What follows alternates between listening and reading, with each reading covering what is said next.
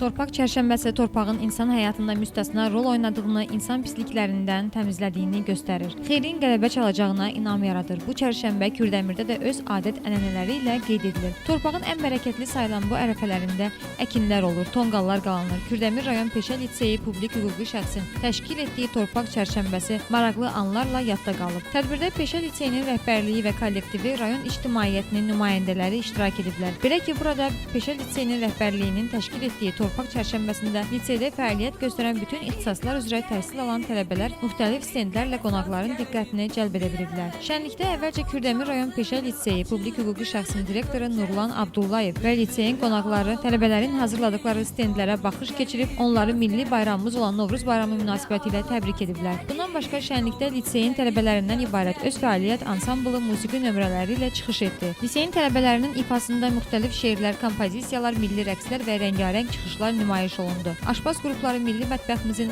ağız dadına uyğun dadlı təamların iştirakçılara təqdim etdilər. Novruzun atributları olan keçəl və kosanın gəlişi şənliyə xüsusi rəng qatdı. Bayram tonqalları qalandı, yallı rəqsi ifa olundu. Rayon incəsənət ustalarının ifasında konsert proqramı təşkil olundu. Şənlik iştirakçılarda xüsusi ovqat yaratdı. Sonda iştirakçılar xatirə şəkli çəkdirdilər və tədbir musiqi nömrələri ilə davam etdi. Güney Zülfiqarova, Aqil Əsədov, Musa Qəmbərov bugün informasiya proqramı üçün.